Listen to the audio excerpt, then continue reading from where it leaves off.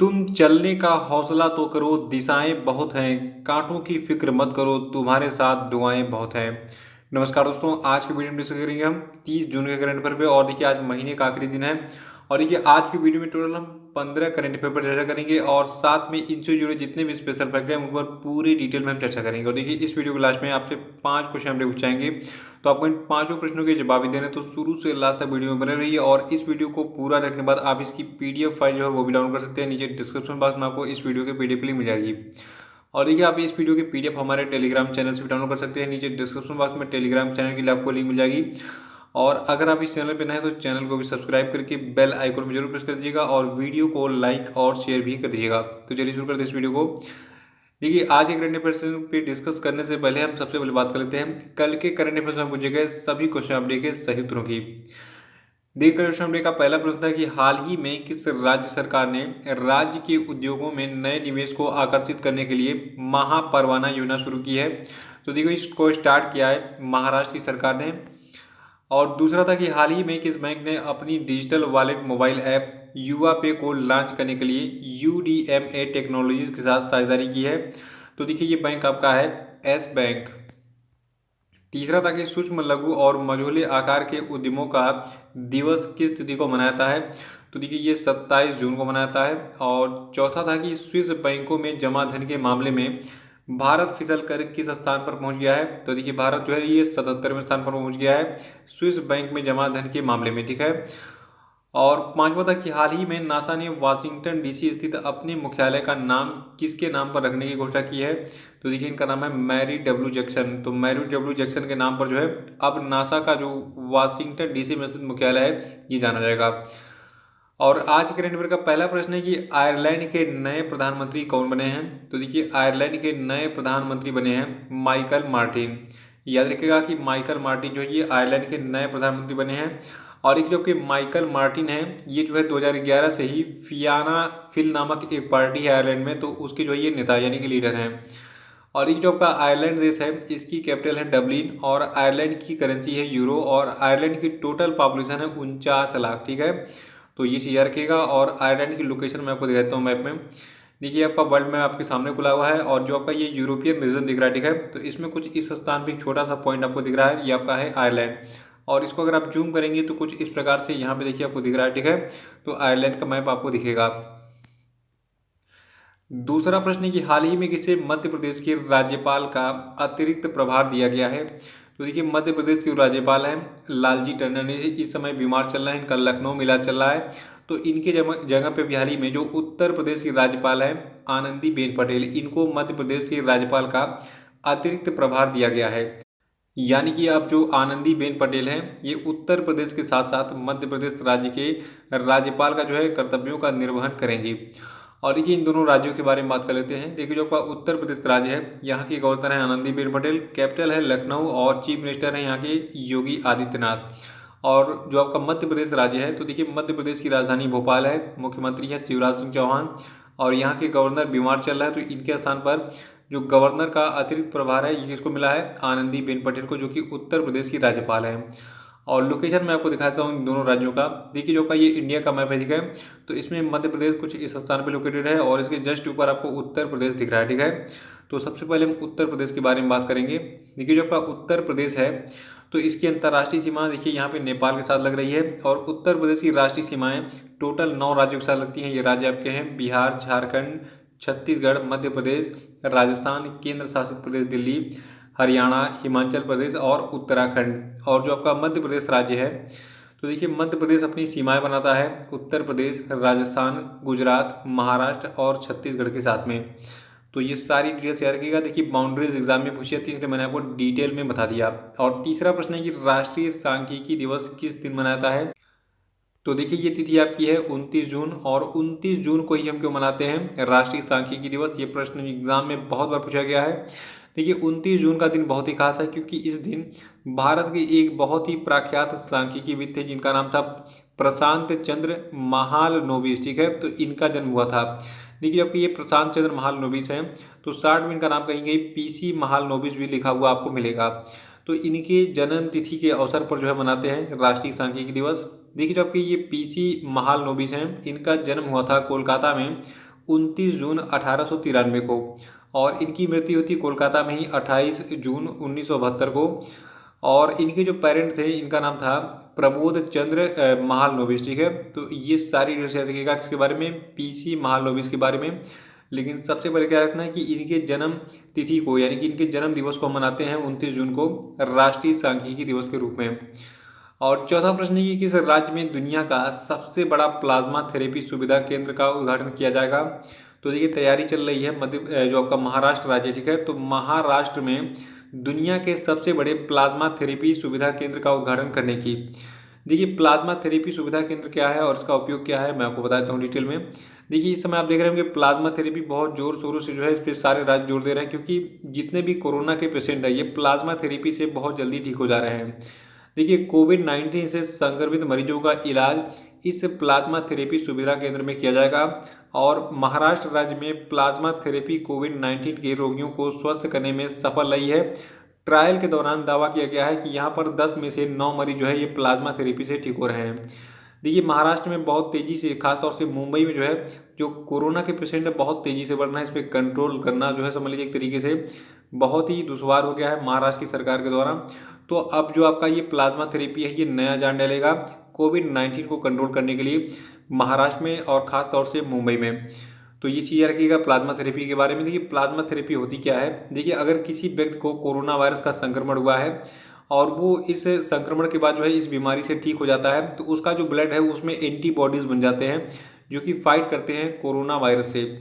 और इसी ब्लड को फिर हम क्या करते हैं, मतलब ये जो ठीक हुआ पेशेंट है इसके ब्लड को हम निकालते हैं और उसके ब्लड से प्लाज्मा को हम अलग करते हैं। और ये प्लाज्मा अगर हम किसी कोरोना संक्रमित मरीज के अंदर ट्रांसफ्यूज कर दें, मतलब उसमें चढ़ा दें, उसके शरीर में पहुंचा दें, ठीक है, तो वो क्या जो मरीज होगा कोरोना वाला, ठीक है, तो वो भी ठीक हो जाएगा और उसके लगभग 99% चांसेस है वो ठीक हो जाएगा, ठीक है। क्योंकि ये एंटीबॉडी जब इसके शरीर में जाएंगे कोरोना वाले पेशेंट के, तो ये जो है एंटीबॉडीज़ अपनी संख्या बढ़ाएगा और जितने भी कोरोना के वायरस हैं जो कि ब्लड में मौजूद हैं उस समय, तो उनको जो है वो किल कर देगा।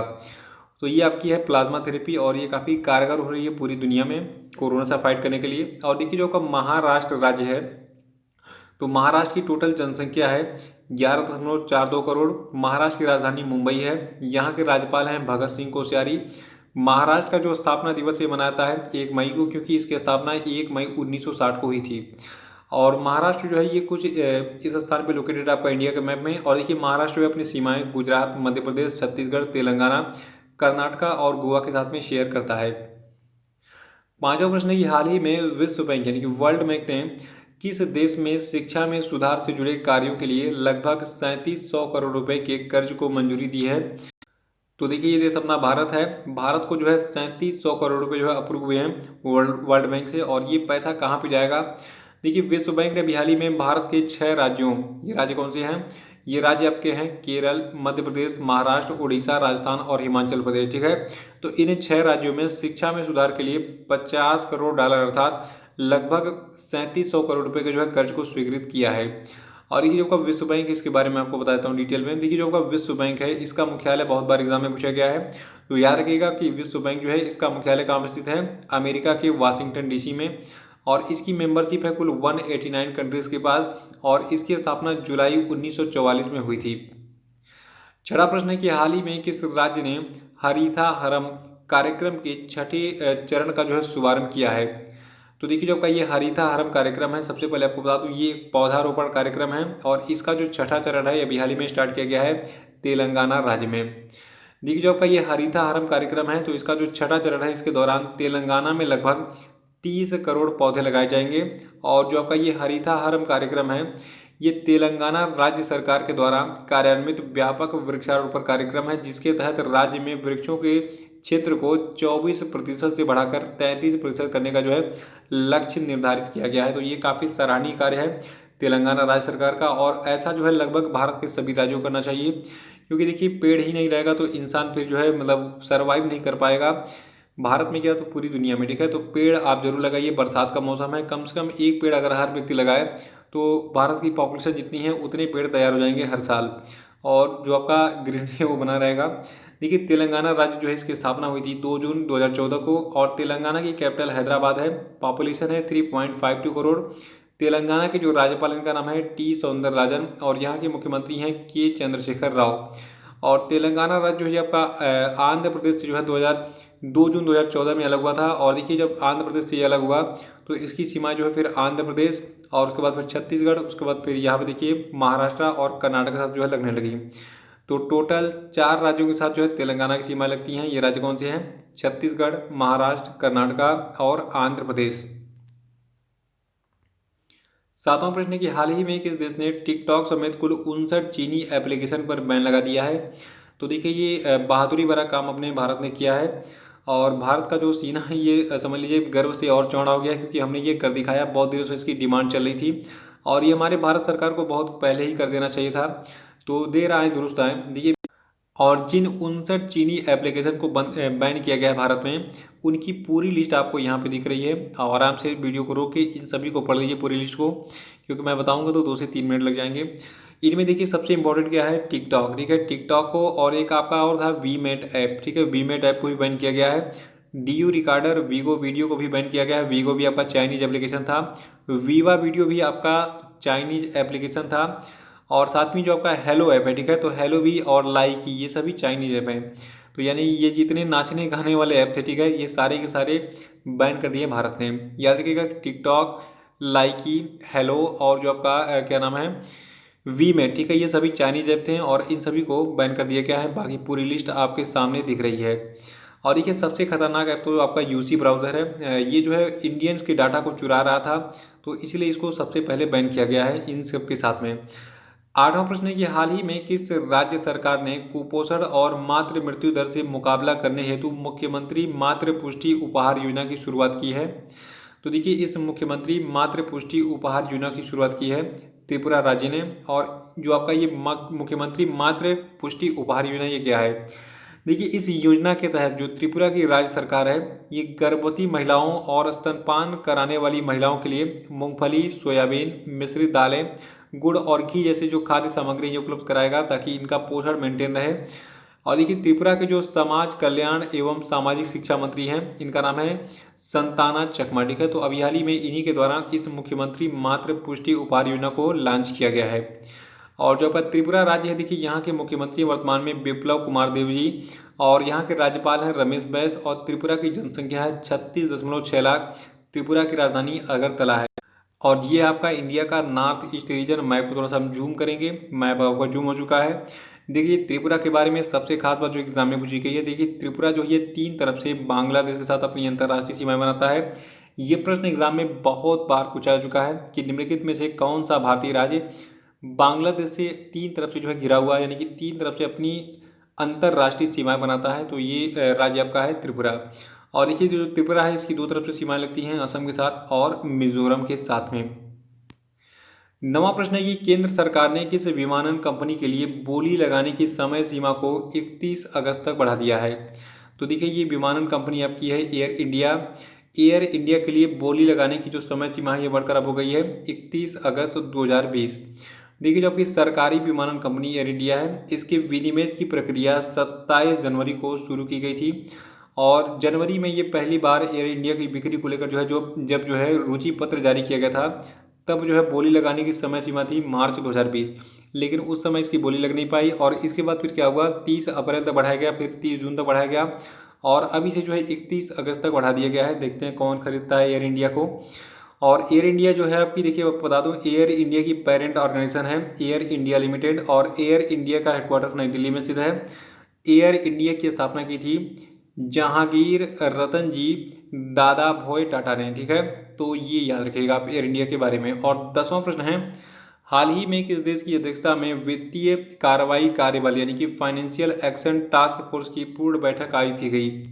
तो देखिए ये देश आपका चीन है। अभी हाल ही में चीन की अध्यक्षता में वित्तीय कार्रवाई बल यानी कि फाइनेंशियल एक्शन टास्क फोर्स की पूर्ण बैठक आयोजित की गई। और देखिए इस अधिवेशन में राष्ट्रीय जांच एजेंसी यानी कि नेशनल इन्वेस्टिगेशन एजेंसी और प्रवर्तन निदेशालय यानी कि एनफोर्समेंट डायरेक्टरेट के अधिकारियों ने जो है आतंकी वित्त पोषण की रोकथाम हेतु एक विस्तृत विवरण प्रस्तुत किया भारत की तरफ से।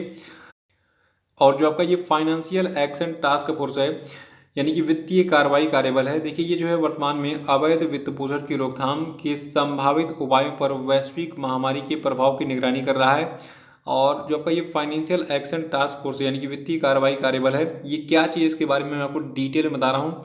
एक एक पॉइंट ध्यान सुनिएगा, ये एग्जाम में पूछे जाते हैं।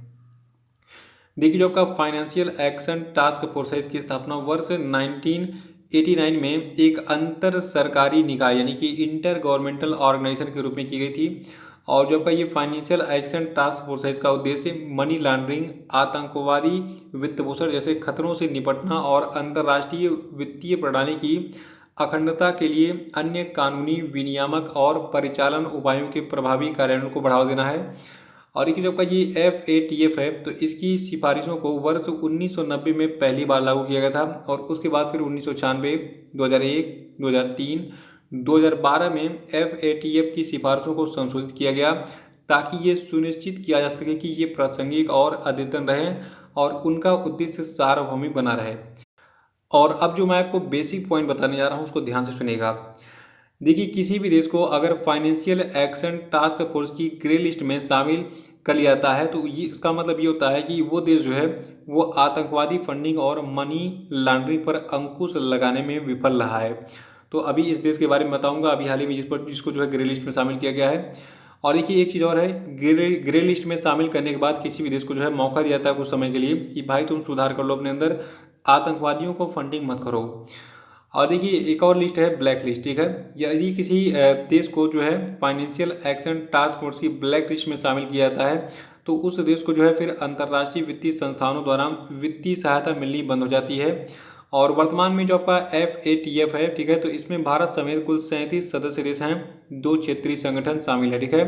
देखिए भारत जो है ये FATF का 2010 से सदस्य है। ये पॉइंट हम नोट कर लीजिएगा अलग से कहीं कि भारत जो ये फाइनेंशियल एक्शन टास्क फोर्स यानी कि वित्तीय कार्रवाई कार्यबल का 2010 से मेंबर यानी कि सदस्य है। और संक्षेप में हम जान लेते हैं FATF के बारे में। देखिए जो आपका FATF है ये एक इंटर गवर्नमेंटल ऑर्गेनाइजेशन है। हेडक्वार्टर इसका है फ्रांस के पेरिस में। इसके प्रेसिडेंट है वर्तमान में जिंग मिन लियू, ठीक है, नाम थोड़ा सा टेढ़ा है लेकिन याद रखिएगा, जिंग मिन लियू जो है ये इसके प्रेसिडेंट है वर्तमान में। और जो आपका फाइनेंशियल एक्शन टास्क फोर्स है, इसके मेंबर की संख्या टोटल 39 है। और इसकी स्थापना ग्रुप ऑफ 7 ने की थी, यानी कि जो आपका G7 इसने की थी। और इसकी स्थापना 1989 में की गई थी। इस पेज का स्क्रीनशॉट ले लीजिए, हेडक्वार्टर और स्थापना का वर्ष जरूर याद रखेगा, ये दोनों चीज़ें एग्जाम में पूछी जाती हैं। 11वां प्रश्न है कि किस देश को फाइनेंशियल एक्शन टास्क फोर्स की ग्रे लिस्ट में बरकरार रखा गया है। तो देखिए जो आपका पाकिस्तान है, ये जो है फाइनेंशियल एक्शन टास्क फोर्स की जो है ग्रे लिस्ट में बरकरार है। देखिए किसी भी देश को FATF की अगर ग्रे लिस्ट में शामिल किया जाता है तो इसका मतलब ये होता है कि ये आतंकवादियों को फंडिंग दे रहा है और मनी लॉन्ड्रिंग पर जो है ये अंकुश लगाने में विफल रहा है। देखिए अभी हाल ही में जो जनवरी 2020 में फाइनेंशियल एक्शन टास्क फोर्स का जो है जो बैठक हुआ था, तो उसमें ये डिसीजन लिया गया था कि अगर जो आपका पाकिस्तान है ये अप्रैल तक इस सूची से नहीं निकल जाता है तो उसको जो है ईरान जैसे ब्लैक लिस्ट में जो है शामिल कर दिया जाएगा फाइनेंशियल एक्शन टास्क फोर्स के, ठीक है। तो जिन पर जो है गंभीर आर्थिक प्रतिबंध लगाए जाएंगे, यानी कि ईरान पर जो गंभीर आर्थिक प्रतिबंध लगाए हैं, तो उसी प्रकार पाकिस्तान पर भी जो है गंभीर आर्थिक प्रतिबंध लगा दिए जाएंगे। 12वां प्रश्न है कि किस देश ने G7 समूह में दक्षिण कोरिया को शामिल करने के अमेरिकी प्रस्ताव पर अभी हाल ही में आपत्ति जताई है। तो देखिए ये देश आपका जापान है। जापान ने G7 समूह में दक्षिण कोरिया को शामिल करने के अमेरिकी प्रस्ताव पर अभी हाल ही में आपत्ति जताई है। देखिए जो विश्व की 7 बड़ी अर्थव्यवस्थाएं हैं, जैसे कि अमेरिका हो गया, ब्रिटेन हो गया, जापान हो गया, कनाडा, जर्मनी, फ्रांस, इटली, ठीक है, तो ये पहले से ही G7 समूह में शामिल हैं। और इसमें एशिया महाद्वीप से जो आपका जापान है ये एकमात्र ऐसा देश है जो G7 समूह में शामिल है। और देखिए अभी हाल ही में अमेरिका के जो राष्ट्रपति हैं डोनाल्ड ट्रंप, तो इन्होंने पिछले महीने में यानी कि जो आपका मई महीना था, तो मई महीने में भारत समेत रूस, ऑस्ट्रेलिया, दक्षिण कोरिया को जो है इस साल के G7 शिखर सम्मेलन में जो है शामिल करने का प्रस्ताव दिया था। लेकिन बाद में जापान जो है ये विरोध करने लगा कि दक्षिण कोरिया को इसमें शामिल नहीं किया जाएगा, क्योंकि देखिए दक्षिण कोरिया, चाइना मतलब और जो जापान है, ठीक है, तो इस समय थोड़ा सा खटपट वगैरह चली रहती है कुछ ना कुछ। और चाइना को आप जानते हैं इसकी जो साम्राज्यवादी नीति है ये जो है दूसरे देशों पे कब्जा करने में लगा हुआ है वर्तमान में।